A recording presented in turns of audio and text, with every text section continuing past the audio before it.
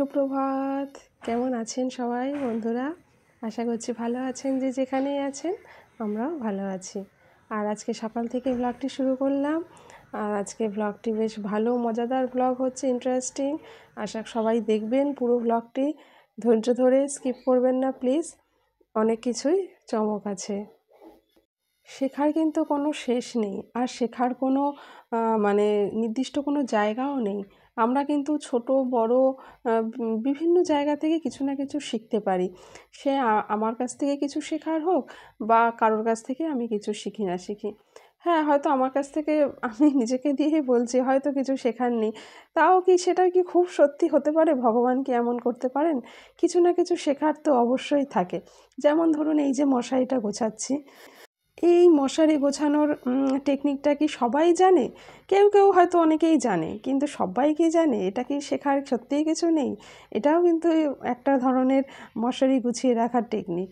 আমাকে কিন্তু মানে সামনাসামনিই অনেকে বলেছে, বা বেশ অন্যরকম ডিজাইনে বেশ ভালো তো মশারিটা গোছাও। তো কেউ না কেউ তো একটু না একটু তো শিখবেই। মানে আর হয়তো আপনারা সবাই অন্য কোনো পদ্ধতি জানলেও এই পদ্ধতিটাও জেনে রাখা ভালো, তাই না? তো আজকের হচ্ছে মহাশিবরাত্রি, শিবরাত্রির দিন আজকে। তো সকাল থেকে ঘুম থেকে উঠেই আমি সব বাসি কাজগুলো মোটামুটি সব সেরে নিয়েছি। সেরে নিয়ে তারপরে আমি চলে গিয়েছিলাম নিচে। নিচে গিয়ে মানে আমাদের যে ছোট্ট বাগানটি আছে, সেই বাগানে গিয়ে বাগান থেকে কিছু ফুল তুলে নিয়ে এসেছি। কারণ আজকে শিবরাত্রিতে তো একটু বেশি ফুল হলে ভালোই লাগে। আর নীলকণ্ঠ ফুলটা দেয়নি, মানে যেখান থেকে ফুল আনা হয়েছে সেখান থেকে হয় ওরা দেয়নি, না এ নেয়নি, বা যেভাবেই হোক মিস হয়ে গেছে।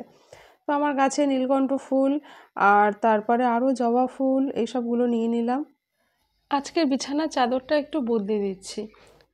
কদিন ধরেই ভাবছিলাম বদলাবো। তো আজকে যেহেতু পুজোর আছে, তো একটু বিছানার চাদরগুলো একটু গুছিয়ে গাছিয়ে রাখলে, একটু কাঁচা জামা চাদর পাতলে পরে একটু ফ্রেশ ফ্রেশ একটু ভালো লাগে, মন মেজাজগুলো ভালো লাগে, একটু দেখতে ভালো লাগে, পুজো পুজো একটা ভাব লাগে বাড়িতে, একটুখানি পুজো যেহেতু। আর ধূপ ধুনো দিই, তো সারা বাড়িতে ধূপ ধুনো ছড়াই। তো এদিকে বেডগুলো যদি একটু নিট অ্যান্ড ক্লিন থাকে, একটু পরিপাটি থাকে, তাহলে কিন্তু বেশ দেখতে বেশ ভালো লাগে, মনটা ভালো লাগে, আর বেশ শুদ্ধ শুদ্ধ মনে হয়।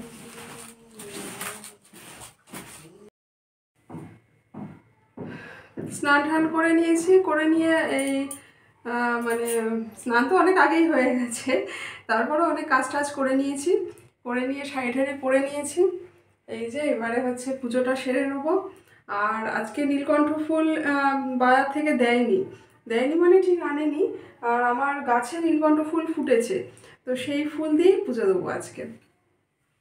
তো ছাদের থেকে যাব, সেই নীলকণ্ঠ ফুল নিয়ে আসবো, আর কিছু জবা ফুলও নিয়ে আসবো। আর গাছে এমনি জবা ফুলও ফুটেছে, কিছু গন্ধরাজ ফুল ফুটেছে, সেগুলো সব দেবো, সেগুলো সব নেব। আর এই কিছু ফুল আছে, নীলকণ্ঠ ফুল তো অবশ্যই লাগে, তো সেইটা নিয়ে আসবো ছাদ থেকে।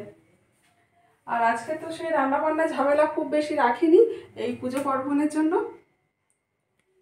তাহলে যাই গিয়ে নিয়ে আসি। ছাদে চলে এসেছি, ছাদে এসে এই ছাদে নীলকণ্ঠ ফুল নেব, আর জবা ফুল ফুটেছে সেগুলো নেব। নিচেও অনেক জবা ফুল ফুটেছে, কিন্তু সেইগুলো আর ভিডিও ক্যাপচার করা হয়নি, ছাদেরগুলোই করে নিলাম। তো এই জবাটা আজকের দিনে ফুটেছে, বেশ সুন্দর। আর নীলকণ্ঠ ফুল বেশি ফোটেনি, নিচের গাছ থেকে দুটো তিনটে এরকম পেয়েছি, আর উপরের গাছ থেকে একটাই পেয়েছি। যাক, এতেই চলে যাবে। আর আমার গাছ ভর্তি গন্ধরাজ ফুল হয়েছে বন্ধুরা, কি বলবো!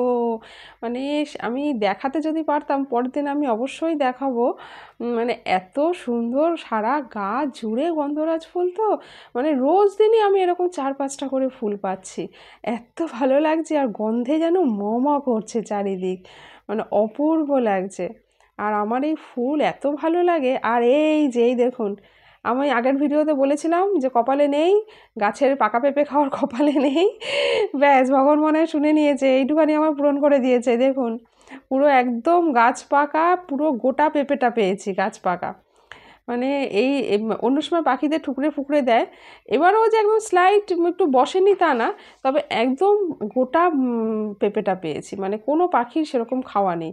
আর বেশ বড় পেঁপেটা, 2 দিন আগেই কেটেছিলাম, মানে পেরে নিয়েছিলাম, না রেখে দিলে তো পাখিতে পুরো ঠুকরে একদম শেষ করে দেবে। তারপরে সেই ফলটা পেরে এনে রেখে দিয়েছিলাম বাড়িতে, তারপরে ভালো পুজোর দিন কাটলাম, মানে আগের দিন পেরে নিয়েছিলাম। এই হচ্ছে ব্যাপার। যাক, আমাদের খুব ইচ্ছে ছিল একটু গাছ পাকা পেঁপে খাবো, একটু একটু বড় পেঁপে, তো সেই স্বাদটা একটু হলেও পূরণ হয়েছে। খুব বড় না হলেও কিন্তু মন্দও নয়, একদম ছোটও নয়, তাই না?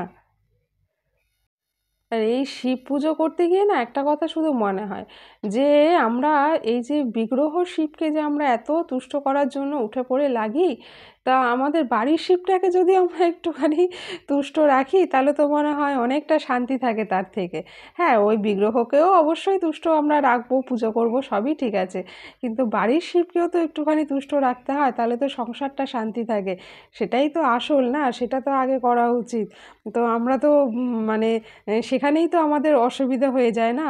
ঝগড়াঝাটি এটা ওটা চলতে থাকে, আর আমাদের যেন মনে হয় ওটা না করলে যেন ঠিক শান্তি হয় না, যদিও এটা খুব মিষ্টি মধুরই ঝগড়া। এই হচ্ছে ব্যাপার। ওম নমঃ শিবায়, ওম নমঃ শিবায়, হরে হরে মহাদেব নমঃ শিবায়। ওম নমঃ শিবায়, ওম নমঃ শিবায়, হরে হরে মহাদেব নমঃ শিবায়। মন্দিরে এবছর আর যাইনি, প্রতি বছরই মন্দিরে যাই, এবছর আর যাইনি, তার কারণ মন্দিরে এত ভিড় হয়। আর এবছর যেহেতু আমার অর্কিতের পরীক্ষা চলছে, সেই জন্য আমি আর মন্দিরে যাইনি, তার কারণ ওই ভিড়টা এড়ানোর জন্য। আর সংসারটাও মানে একটু অসুবিধা হয়ে যায় আমি চলে গেলে, তার কারণ ওদের রান্না বান্না খাওয়া দাওয়া সব কিছু। আমি বললাম না, এবছরটা থাক, পরীক্ষা আছে, আমি যাওয়া মানে তো অর্কিতের অনেকটা মানে মাইন্ডটা একটু ডাইভার্ট হয়ে যাওয়া। তো এই জন্য আমি ভাবলাম থাক, আগে সংসারটা সামলাই, তারপরে ভোলে বাবা এমনিই বুঝে যাবেন, উনি অল্পেই তুষ্ট, তখনই উনি বুঝে যাবেন, উনি তাতেই সন্তুষ্ট হবেন, তাতেই উনি শান্তি থাকবেন। আমি যদি ঘর সংসার উচ্ছন্নে দিয়ে এই সমস্ত করতে যাই, ভোলে বাবা নিজেই রাগ করে যাবেন। তো উনি বুঝবেন, আর উনি সেটাই চেয়েছেন, তাই সেটাই হয়েছে, তো সেটাই করলাম। দুধ দিয়েছি, আর দুধের মধ্যে পঞ্চশস্য দিয়েছি, তাতে ঘি, মধু, গঙ্গাজল সবই দিয়েছি। আর এদিকে বেলপাতা, আমের পল্লব, এগুলো তো আছেই, ধুত্রা ফল, আকন্দ ফুল, বেল, পেয়ারা, কলকে, পৈতে সবই দিয়েছি, সাদা চন্দন, সবই দিয়েছি। আর তার সাথে দিয়েছি কর্পূর দিতে হয় সব, এই শিব পুজোয় যদি কর্পূর দিয়ে মানে আরতি করা হয় সেটা ভীষণভাবেই মঙ্গল, ভালো। এমনি ধুনোও দিয়েছি। একটি মোমবাতি জ্বালিয়ে রাখতে হয়, সাদা রঙের একটু বড় মোমবাতি, আর এই যে নীলকণ্ঠ ফুলও দিলাম, সাদা রঙের বড় মোমবাতি এই শিব পুজোর দিন জ্বালানো ভীষণভাবেই শুভ।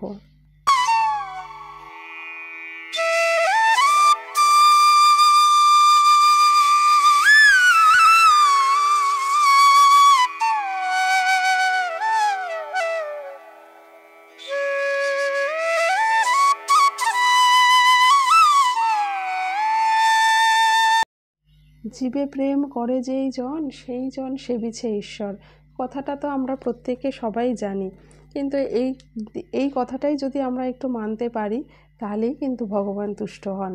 শিব ঠাকুর বিশেষ করে উনি অল্পেতেই তুষ্ট। দেখুন এত ফুল রয়েছে, সব গন্ধযুক্ত ভালো ভালো সুন্দর ফুল ছেড়ে উনি কিন্তু সাধারণ ফুলগুলোই গ্রহণ করেছেন, যেগুলোতে গন্ধ নেই, একদম সাদামাটা। তাই বলি উনি অল্পেতেই তুষ্ট। ভিডিওর কোনো অংশ, কোনো এতটুকু কিছু ভালো লাগলে প্লিজ লাইক করবেন, সাবস্ক্রাইব করে আমার পাশে থাকবেন, আমাকে একটু সাপোর্ট করবেন, আর ভিডিওগুলো অবশ্যই শেয়ার করবেন। আজ তাহলে আসি, টাটা।